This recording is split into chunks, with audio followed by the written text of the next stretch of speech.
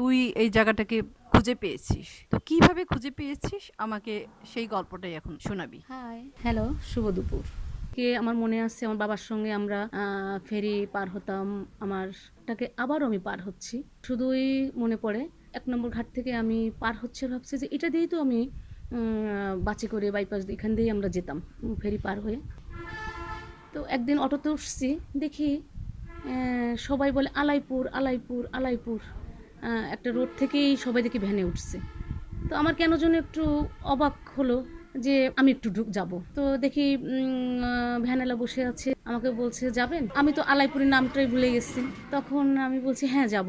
তখন আমি ওকে বুঝতেই দিইনি যে আমি আলাইপুরটা চিনি না বা জায়গাটার নামই ভুলে গেছি। তাই আমি বলছি যে আপনি কোন পর্যন্ত যাবেন। বলছে যে আপনি যদি যান তাহলে আলাইপুর নিয়ে যাবো এখানে। আচ্ছা আচ্ছা, আমি আলাইপুর যাব। তো একা একটা ব্যাগ হাতে, একটা পানি। তো আমি ভ্যানটা ছেড়ে দিয়ে হাঁটছি হাঁটছি, ওমা দেখি যে বেশ ছুটছি তো ছুটছি। পরে আমি ব্রিজটা বুঝতে পারিনি যে এত বড় একটা ব্রিজ এটা। রূপসা সেতু যেমন পার হই, আমার কাছে মনে হচ্ছে যে আরও একটা সুন্দর একটা এটা সেতু, ভালোই দূর, ব্রিজটা বেশ বড়। তখন আমি ব্রিজটা পার হয়ে এসে দেখি যে আলাইপুর একটা প্রাইমারি স্কুল।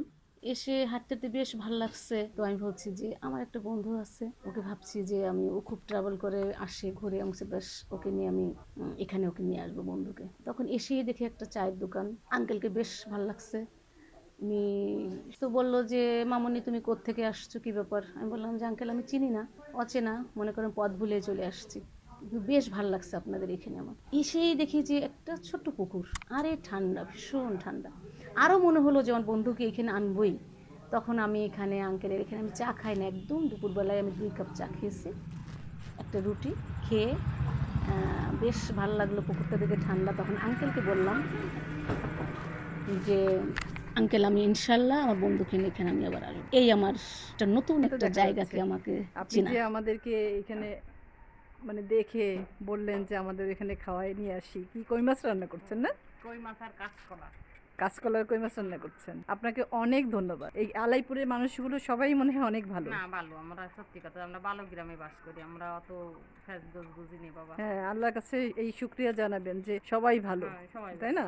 ভালো হওয়াটাই অনেক কম জরুরি। বেশি তুমি না এই যাও, কেউ হুম, কবে না যে বাদ দেবো, যা কম বেশি আছে বাবা, যা আছে খাও। ঠিক আছে কাকে, আপনাকে অনেক ধন্যবাদ।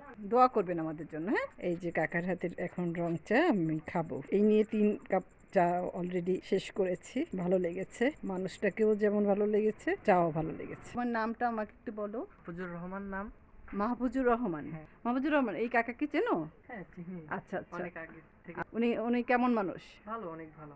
তোমরা তো ওনার কাছ থেকে হ্যাঁ, কেনাকাটা করো, তাই না? করি মাঝে।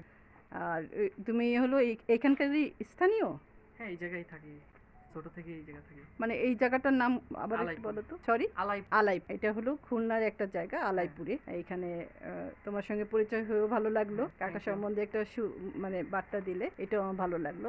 আর সবাই তো দেখলেন, আশা করছি ওই কাকার জন্য সবাই দোয়া করবেন, যদি পারেন তার স্বপ্নটার জন্য আমরা পূরণ করতে পারি।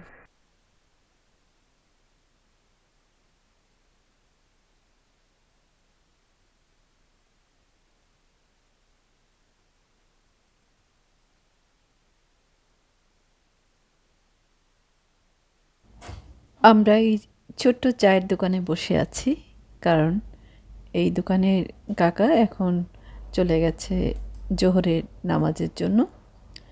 আর কাকার পরিবার মানে কাকি এসে বসে আছে খাবার নিয়ে। দুপুরে খাবার সে নিয়ে আসে, আর আমরা পুকুরের পাড়ে বসে 2 বন্ধু আড্ডা দিচ্ছি। এখন অনেকটা নীরব হয়ে গেছে। আর এখানে কাকির পেছনে যে দোকানটা, এটাও কাকারই দোকান। এখানে এই মাটির গুলোর এই সেই নামটা আঙ্কেল। আমি তো ঠিক আমরা বলতে ঘুরতে পারছি না, ঘুরতে কিন্তু এগুলো আঙ্কেলের দিয়ে দোকানে চলে আসছি, আসলে চা মশলা খেলাম, রুটি খেলাম, পেশা গল্প হয়। হলো, অনেক গল্প। তো এই আমার কাঠও দোস্ত বিক্রি হয়, তার কিছু সাক্ষাৎকার মানে নিল, নানাবিধ তার সঙ্গে জিনিস কথা বিক্রি বললো। করে। ভিডিও করতে যেয়েই তার যে দুপুর থেকে দুপুরে তার খাবারটা চলে আসছে, কোনোভাবেই সে খেলো না। তার একটাই কথা যে খেতে হবে। তো তখন আমার দোস্ত এখানে তার অনুরোধে, এবং সে কোনোভাবেই ভাতে হাত দেয়নি, একটাই কথা, তাকে খেতেই হবে। এত ভালো মানুষ সত্যি পৃথিবীতে এখনো, আমরা বলি এ প্রান্ত ও প্রান্ত ঘুরি, শুধু ভালো মানুষের খোঁজে। এখনো মনে হয় সেই বাপদাদার যে হৃদ্রতা, ভালোবাসা এখনো আছে। রক্ত এখনো ভালোবাসা এই জন্য আছে বিধায় পৃথিবীতে আছে। সে যতটুক তার আপ্যায়ন, তার ভালোবাসা সত্যি ভোলার মতো নয়। ভালো থাকবেন আঙ্কেল, ভালো থাকিস দোস্ত।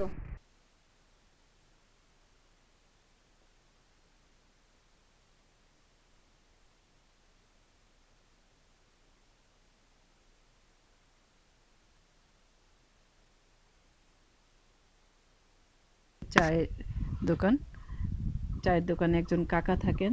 তার আল্লাহর কাছে অনেক চাওয়া আছে, একটা ইচ্ছে আছে। সেই ইচ্ছে পূরণের জন্যই সেই ব্যবসাটা করছে, সব আল্লাহর ঘরে দান করার জন্য। অনেক ভালো একটা মানুষ, অনেক কিছু, অনেক মানুষকে দেখলাম, তাকে সবাই খুব ভালোবাসে। সে খুব অল্প পুঁজি নিয়ে এই ব্যবসা শুরু করেছে এবং সব আল্লাহর রাস্তায় দান করার ইচ্ছে। আর সে খুব কম লাভে বিক্রি করে, তাই সবাই এই দোকানে এসে চা খেয়ে যায়, পান খেয়ে যায়, সিগারেট, বিস্কিট যা আছে সব খায়, কেনাকাটা করে। আর এই কাকার 6 ছেলে 2 মেয়ে, সবাই শিক্ষিত হয়েছে, এখন চাকরি বাকরি করছে, কিন্তু কাকা নিজেরটাই নিজে খায়, এই দোকানে থাকে। আমাদের কাকিও আছে, খুব সুখী একটা পরিবারের মানুষ। আমি আজ তার সঙ্গে কিছু কথা বলবো, তার গল্পটা শুনবো, আপনারাও আমার সঙ্গে থাকবেন। আসসালামু আলাইকুম। কাকা, আপনার নাম কি? ইনসান আলী। ইনসান আলী। জি আর আপনার এই চায়ের দোকান তো আপনার। জি।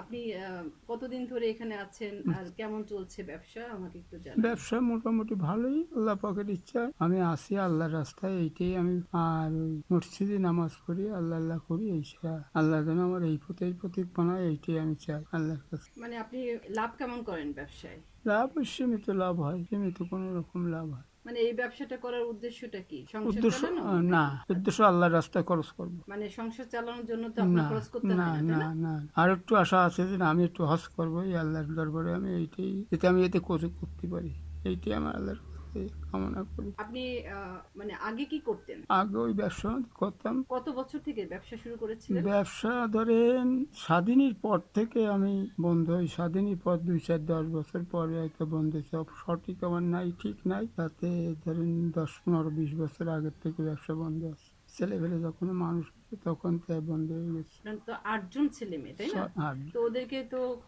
মানে লেখাপড়া শেখাতে, মানে তখন মানুষ করতে অনেক খরচ করতে হয়েছে কর না? অনেক অনেক, হুম। কিন্তু তখন ইনকাম ভালো ছিল? তখন ওই যা ছিল খারাপ না, তখন ভালোই ছিল। আচ্ছা, মানে আল্লাহ সবসময় আপনাকে দিয়েছে, সব সময় তাই তো? এরপরে ওই ব্যবসা ছেড়ে দিয়ে এইটাই, মানে এখন বয়স হয়েছে, আল্লাহ আপনি রাস্তায় যাওয়ার পরে আমি এইটাই কি মনের থেকে ইরাদা নিছি যে আল্লাহ পাক তুমি রহমত করো, তোমার রাস্তায় আমি যেন এই টুকটাক যা হয় হুম। এইটাই আমি করি। আর তাছাড়া সেই উদ্দেশ্যটা হলো যে আপনি শুধু এটা আল্লাহ রাস্তায় খরচ করবেন। আল্লাহ রাস্তায় খরচ করি, আল্লাহ পাক আমার সেই রাস্তায় দিচ্ছে, আল্লাহ পাক আমার কোনো জায়গায় অসুবিধা দিচ্ছে, খুব ভালো রাখছে। এমনি পরিবার নিয়ে আপনি সুখী তো?